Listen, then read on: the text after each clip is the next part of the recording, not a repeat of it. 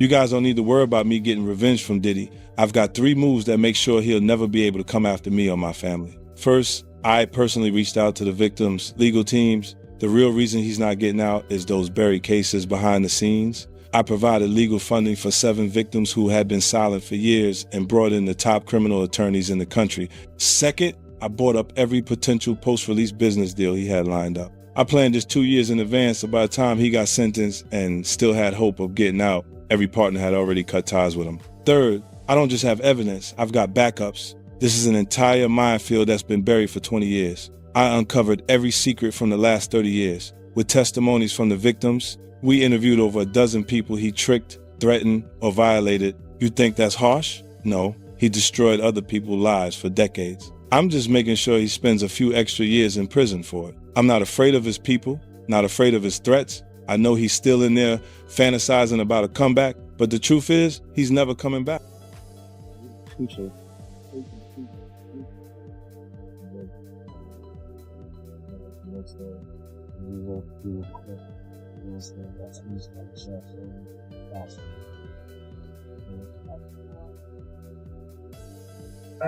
Love you. You was a lot.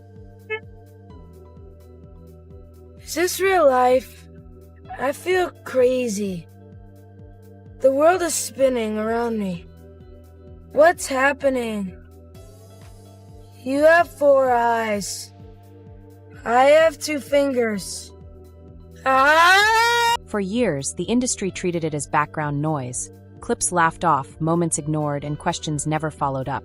But now, with 50 Cent's new documentary, the timeline is being re-examined, and what once felt like rumor is being brought into the light. At the center of it all is Diddy, a man whose influence shaped careers, and Justin Bieber, a child star who entered that world far too young. This is not about short clips or online speculation. It is about power, silence, and how long something can remain hidden when too many people benefit from not looking too closely. Yeah, so as soon as you turn 16, you know what I'm saying? I'm gonna let you rock this every time you come to LA. Yeah, it's gonna be yours.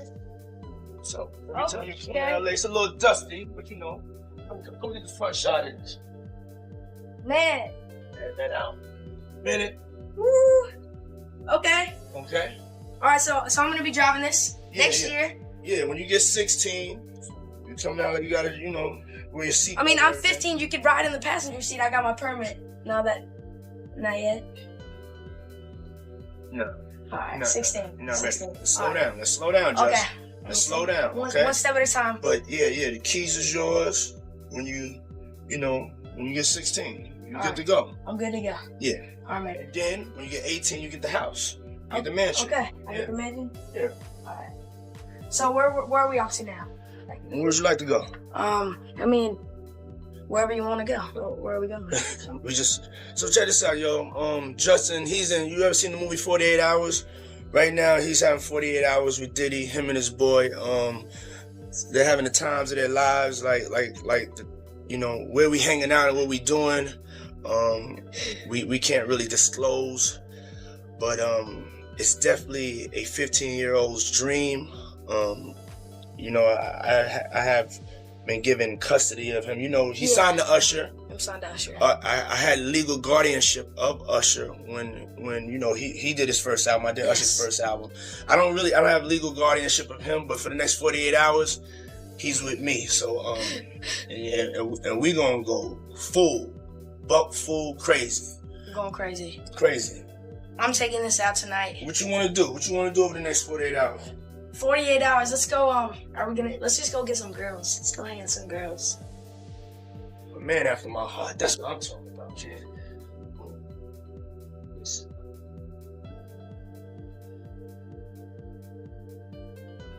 Justin Bieber's rise was framed as a modern fairy tale, but beneath the success lay an uncomfortable reality. A minor navigating powerful adult systems without visible safeguards.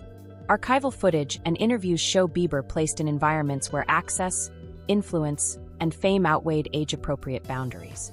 For years, these moments circulated quietly, dismissed as eccentric celebrity culture rather than questioned as a deeper issue. The implication is not about a single incident, but about normalization, how an industry learned to look away.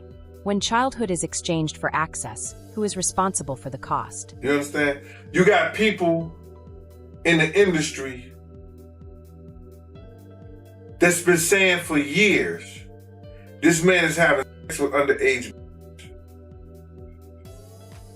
So now the federal government is looking at that like, yo, when is somebody going to come forward?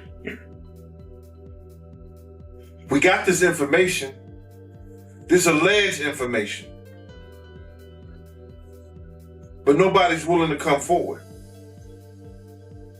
Then they go on and say, yo, Shakur Stewart mysteriously dead. Supposed to be a self-inflicted wound. Person that had everything going for him in their life. Kim Porter, dead. Somebody's car gets blown up.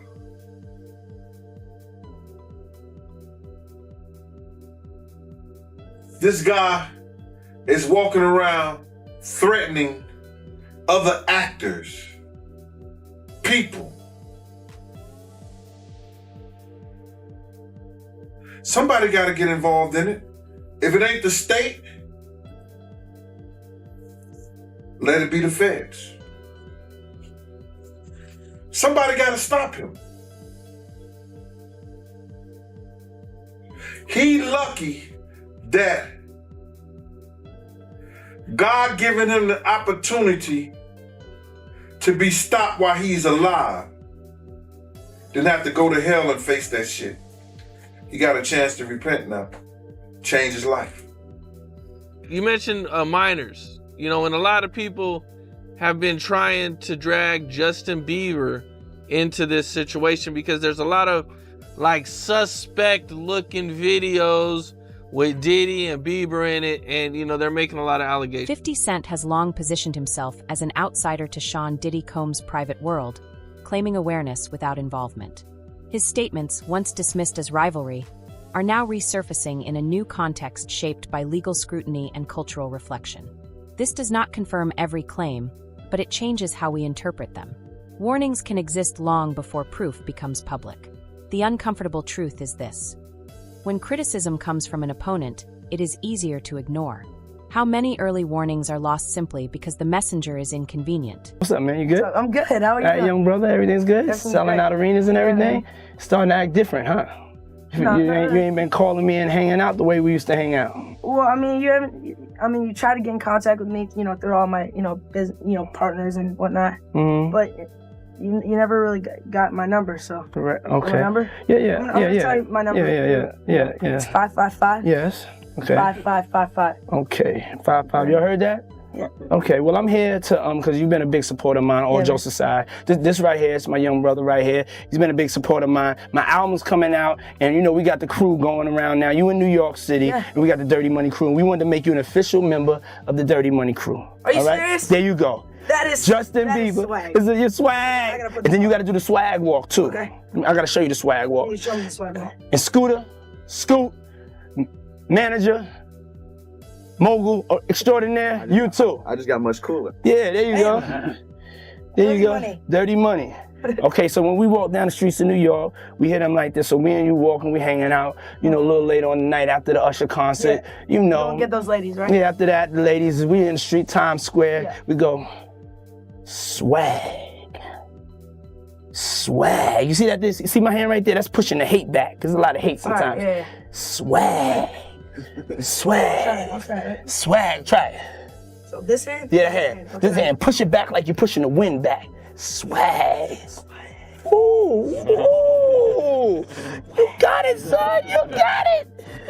That's right, my boy Bieber, official member of the Dirty Money Crew. I'm chilling with my big bro Diddy right here. You gotta go get his album. It's Last Train to Paris. It is, it's gonna be the greatest album you've ever heard. It's got a lot of cool songs, a lot of people on it. You got Drake on there. Drake on there. Lil Wayne. Chris Brown. I wanted to do a song with you, but you was on tour. He was gonna do a Usher, song. Big Brother Usher. Big Brother Usher. So everybody's on this album. Go get this album. Last Train to Paris. Yeah, get it. We're out. Peace. All right. Diddy's influence extended far beyond music. He controlled access to exclusive circles where careers could rise or fall. Justin Bieber's proximity to that influence reflects an industry structure where opportunity often flows through powerful individuals rather than transparent systems. You know, Diddy bought his son a Bentley. Maybe, you know, he could buy you one also. Got me a Lamborghini. Yeah. Oh, well, that's nice. I haven't gotten it yet, though. Yeah, I know. Yeah, I know. When is that coming, that Lamborghini? We talked about this last He time. had the Lamborghini for a day or two, and he had access to the house. And he knows better than to be talking about the things that he does with Big Brother Puff on national television. Well, apparently not. Something, everything ain't for everybody. Do you believe the guy in the tape is white?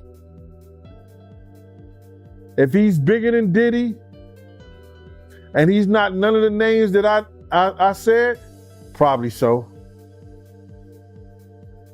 But then they say he was young too. Yeah, they say he was young. Let me get his name right. I hope it ain't the Bieber. I hope it's not the Bieber. That's a good one. It might be him. But if they saying that the guy is young and he's an A-lister, I can't think of that many black people, man. Right. Not at all. And somebody that more powerful, more of a celebrity than Diddy. You understand what I'm saying? If they were saying somebody that was more celebrity than Diddy, he was an A-lister, he was younger. You know what I'm saying? And if he's not black, it would have to be the Bieber. That's his name, Bieber? They said I got that wrong too. Justin Bieber, allegedly. I don't know, bro. Right. But when you heard the news that Diddy, he had a tape with another man, did that catch you by surprise or no? Well, all this shit is by surprise to me. A lot of this shit is by surprise to me, to be totally honest, man. Because I knew Puff, I knew Puff Daddy. The concern raised by observers is not only about what may have happened privately, but also why there appeared to be limited oversight publicly. When career growth depends on proximity to power, boundaries can become flexible. In such an environment, who has the authority to say no, and who faces consequences for doing so? I knew Diddy before he was Love and Brother Love and back to Diddy. So, no, but the diddler, he's the diddler now. A lot of it's surprising, but it's not unheard of. Because you hear of all kinds of shit, and whether it registered with you or you internalize it or something like that, that's a whole nother story. But a lot of this stuff is crazy. But this is the world that we live in now, man. That these individuals thinks is all right. Bruh, when does it comes all right to be sitting there eating food off a naked woman? When did we start doing what they do? Let's keep it a buck. When did we start doing what they do? These guys is popping pills. You got Jay-Z dancing with a chick that's into cannibalism. Long before Justin Bieber entered the spotlight, Usher publicly shared that he was introduced to Diddy's world as a teenager, an experience he later said exposed him to adult environments too early. This matters because it establishes a pattern, not just speculation. When similar experiences repeat across generations, coincidence becomes less convincing. The implication points toward a system that continues without meaningful change. If concerns were raised once, why was the structure not improved for the next young artist? Might make you change your mind. Look at Lil Nas X. He fizzled out fast too. So would you say someone like Justin Bieber's a victim? I just seen he is reportedly selling his whole catalog because he's broke. Yeah. Yeah. And once he finishes getting that money, I don't understand why he's broke. He didn't have to be broke. Usher just wouldn't stop robbing him. Damn.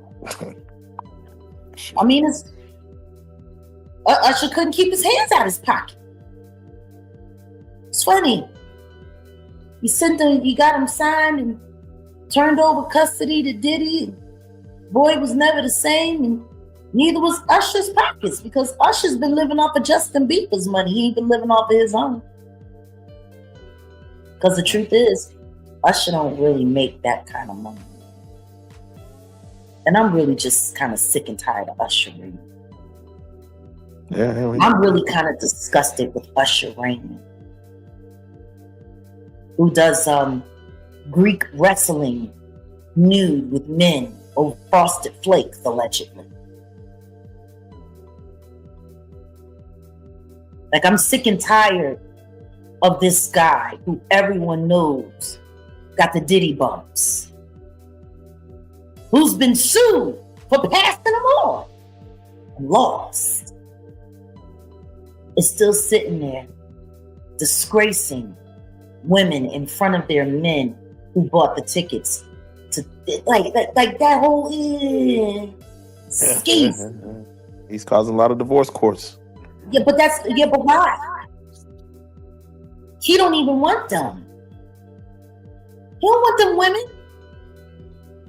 He's literally doing it just to destroy relationships. As scrutiny around Diddy increased, many celebrities with past connections chose to remain silent, while 50 Cent became more vocal. This contrast highlights an unspoken industry reality. Speaking out can risk relationships, while silence helps preserve them. Loyalty begins to blur with self-protection. The issue is not simply fear, but calculation, an environment where truth competes with personal survival. When silence feels safer than honesty, does accountability still exist?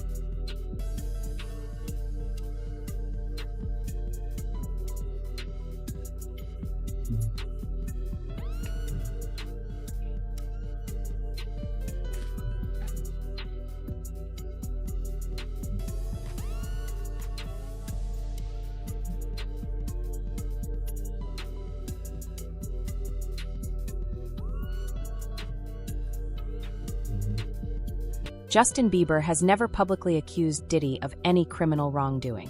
However, his later reflections on anxiety, loss of control, and emotional struggles add complexity to the narrative.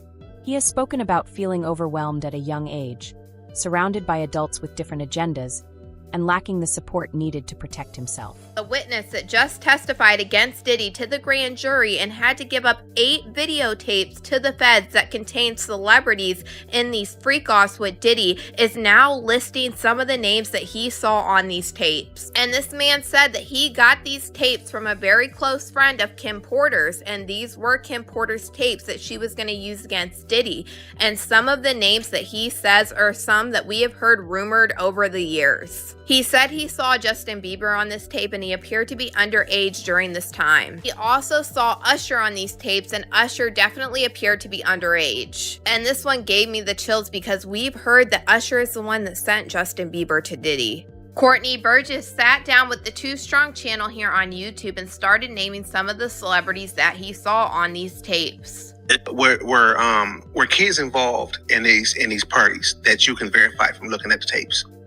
If Justin Bieber was older than he's supposed to have been, yes. If Usher was older, well, Usher was definitely young. Okay. You understand? It showed the part with his, the blood was all in his bed. You understand? It looked like they came home from a event, a party or something. Went on to explain how Danny Boy was also in one of these videos with Mary J. Blige and Diddy together. And Danny Boy admitted when he was 15 that Mary J. Blige flew him out to New York and he slept with her while he was underage. The implication here is not strictly legal, it is deeply human. Harm does not always come with direct accusations. Sometimes it appears years later as emotional damage without a clear label. If the issue is systemic, why do we wait for a single accusation before taking it seriously? Mary J. Danny Boy, okay. You know what Danny Boy is? I heard that before. I don't, I've been so far away from hip hop, I forgot, but I have heard that name, Danny Boy. Danny Boy back then, he looked like he was about 16. They both was about. He also claimed that Jaden Smith, Will Smith's son, were in these videos, and he also said that there was photographs and videos of Diddy eating off of young girls. Pictures or images of any of this stuff? Yeah, I got Justin Bieber, Will Smith's son, just whatever his name is. Other females on the table, they was young. He was eating off them. A lot of entertainments in there. I got calls from certain wanting to get the tape out of my hand. And I said, I don't know what you're talking about. And I have said that if this man testified to the grand jury, the feds had to have some reason to bring him in to actually testify against Diddy. But y'all let me know what you guys think about this man naming all of the people on the Diddy tapes in the comments.